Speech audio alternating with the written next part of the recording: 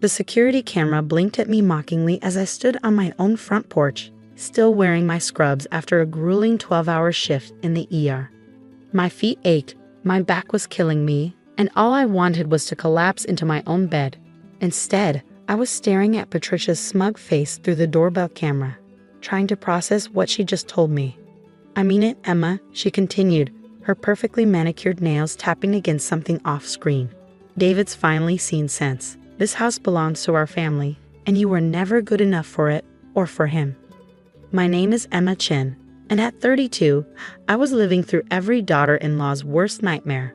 But unlike most women in my position, I'd seen this coming from a mile away. Patricia Williams had been trying to sabotage my marriage to her precious son David since the day we met 5 years ago. It started small, snide comments about my Chinese heritage at family dinners, constant criticism of my career choices, a doctor. But when will you have time for children? And not so subtle attempts to set David up with her friends' daughters. But over the past year, things had escalated. She'd gone from passive-aggressive to just plain aggressive, and tonight was clearly her grand finale. I shifted my weight, adjusting my grip on my work bag as I maintained eye contact with the camera. "Where's David?" I asked, keeping my voice steady. "I'd like to hear this from him." Patricia's laugh crackled through the speaker. "He's not here. He's staying at our house while he processes everything. But he left this for you." She held up a piece of paper, what looked like a hastily scrawled note. "Would you like me to read it?" "No need," I replied, already pulling out my phone. "I'll just call him myself." "Oh, he's changed his number too. Fresh start, and all that." Her voice dripped with satisfaction. "There are some boxes on the porch with your things. Take them and leave, Emma. Don't make this more difficult than it needs to be." I glanced at the 3 cardboard boxes stacked neatly beside the door. They hadn't been there when I left for work this morning. I could see some of my clothes spilling out of the top one, hastily shoved in without care. My throat tightened, but not from sadness, from anger. "Patricia," I said calmly, "I'm going to give you one chance to open this door and explain what's really going on. Because right now, you're committing several crimes, and I don't think you want me to start listing them." She scoffed. "Crimes? This is my son's house. He has every right to. This is my house." I cut her off, my voice sharp. "My name is on the deed. I paid for it with my own money. And what you're doing right now is illegal entry, theft, and harassment, just for starters." There was a pause, and I could almost see the wheels turning in her head. "David told me this was his house," she said finally, but there was a note of uncertainty in her voice now. I smiled, remembering the day I'd bought this place. David had been hesitant about putting only my name on the deed, but I'd insisted. For tax purposes, I told him. But really, it was because I'd seen the way Patricia manipulated him, the way she used money and guilt to control every aspect of his life. I wasn't about to let her have any claim on my home. "Would you like me to have my lawyer explain it to you?" I asked, already pulling up Jennifer's number on my phone. "She'd be happy to walk you through exactly how much trouble you're in right now." "You're bluffing," Patricia snapped, but I could hear the fear creeping into her voice. "David would never let you." "I'm not bluffing," I interrupted again. "And I'm done talking through a camera. You have exactly 30 minutes to open this door and get out of my house before I call the police. Your choice, Patricia." I turned and walked back to my car, settling into the driver's seat. My hands were shaking slightly as I pulled out my phone, but my mind was clear. I'd been preparing for something like this ever since last Christmas, when I'd overheard Patricia telling David that he needed to man up and take control of his life. I'd started documenting everything after that. Every threatening text, every manipulative phone call, every surprise visit where she tried to catch me doing something wrong. I called Jennifer, my lawyer and closest friend since college. She picked up on the second ring. "Let me guess," she said. "The monster-in-law finally showed her true colors." "She changed my locks and claims David's leaving me," I replied, watching the house. "She's barricaded herself inside with some story about him staying with them while he processes everything." Jennifer's sharp intake of breath was followed by the sound of typing. "Have you talked to David?" "Can't reach him. According to Patricia, he's changed his number." I paused, a thought occurring to me. She's done something to him, Jen. This isn't like him. "Want me to send the police?" I considered it for a moment. "Not yet. Give me 30 minutes to try something first, but stay on standby.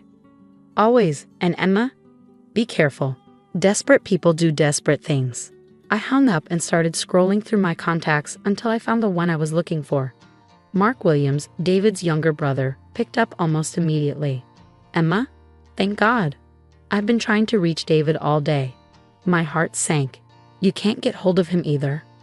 No, and Mom's been acting weird. She told me he was working late, but when I called the office, they said he never came in today. Mark's voice was tight with worry. What's going on? I filled him in quickly, watching as lights flicked on and off inside my house. Patricia was clearly agitated, probably trying to figure out her next move. Holy shit, Mark breathed when I finished. I knew Mom was losing it, but this is next level. Want me to come over? Please, and Mark, bring your key to your parents' house. I have a feeling that's where we'll find David. Mark met me outside my house 20 minutes later, his face grim as he took in the boxes on the porch. Patricia still hadn't emerged. Though the security camera had gone dark, she probably figured out how to disable it. I called Dad, Mark said quietly, joining me by my car. He's staying out of it, his exact words. He ran a hand through his hair, a gesture so similar to David's that my heart ached. I'm so sorry, Emma. I knew Mom was unstable. But it's not your fault, I said, checking my phone again. Still no word from David. Ready to head to your parents' house? He nodded, twirling his key ring around his finger. You really think she's got him there? Where else would she hide him? We took separate cars, just in case we needed to transport David. The drive to the Williams mansion felt longer than usual, each minute stretching with possibilities. Was David okay? Had Patricia finally pushed him too far? And most importantly, what had she done to make him go along with this? The house was dark when we arrived, but Patricia's Mercedes was in the driveway alongside David's Audi. My hands clenched around the steering wheel at the sight of his car. He was here. Mark used his key to let us in, and we moved quietly through the silent house. Everything was immaculate, perfectly arranged, Patricia's obsession with control evident in every carefully placed ornament and straightened picture frame. Check the guest rooms, I whispered to Mark. I'll take the study. He nodded and headed upstairs while I made my way to Robert Williams' study. David had always felt safe there, even as a child. It was the one place Patricia rarely ventured. The door was locked, but I could see light seeping out from underneath. My heart pounding, I knocked softly. Dad? David's voice, groggy and confused, came through the door. Is that you? David, it's Emma. Can you open the door? There was a shuffling sound, then footsteps. The door cracked open, and there he was, my husband, looking disheveled and dazed. His eyes were unfocused, and he swayed slightly as he stared at me. Emma, he blinked slowly. What? What are you doing here? Mom said. I pushed the door open wider and caught him as he stumbled. David, what did she give you? Just something to help me sleep, he mumbled, leaning heavily against me. Said I was too stressed, needed to rest. Fury rose in my chest as I helped him to the leather couch. Patricia had drugged him, probably with sleeping pills, maybe something stronger. No wonder he'd been so compliant with her plans. Mark. I called out, keeping my voice low but urgent. In here. Mark appeared in the doorway, his face darkening as he took in his brother's condition. Jesus Christ, he muttered. Is he drugged? I confirmed, checking David's pupils. They were pinpoints. Call an ambulance. Now. The next few hours passed in a blur. The paramedics arrived, followed by the police. David was taken to the hospital. Not mine, thank God, but a good one across town. Patricia was nowhere to be found, but a quick check of her credit cards showed she'd booked a flight to her sister's place in Florida. Jennifer arrived at the hospital just as they were finishing David's toxicology screen. The results confirmed what I'd suspected. A dangerous combination of sleeping pills and anti-anxiety medication, enough to keep him confused and compliant, but not enough to raise immediate alarm. We can add attempted murder to the charges, Jennifer said grimly, reviewing the report, along with breaking and entering, theft, false imprisonment. I don't care about charges right now, I interrupted, watching David sleek through the observation window. I just want him safe. Mark had gone to secure the house and change the locks. Again, the police had documented everything, including Patricia's hasty evidence removal attempts. She tried to delete the security camera footage, but had already backed it up to the cloud. Every smug word, every threat, preserved for the court to see. David woke up properly around midnight, the drugs finally clearing his system. I was sitting beside his bed when his eyes opened, clear and alert for the first time in what must have been days. "Emma?" He reached for my hand, his voice hoarse. "What happened?" "The last thing I remember. Your mother," I said softly, squeezing his fingers. "She's been drugging you, David. For days, maybe longer. She tried to make it look like you'd left me." His face crumpled as the memories started coming back. "The tea," he whispered. "She kept bringing me tea, saying it would help with my stress. And then, everything got fuzzy. I remember her talking about the house, about you, but it was like I was underwater. I couldn't think straight." I held him as he broke down, his body shaking with sobs of rage and betrayal.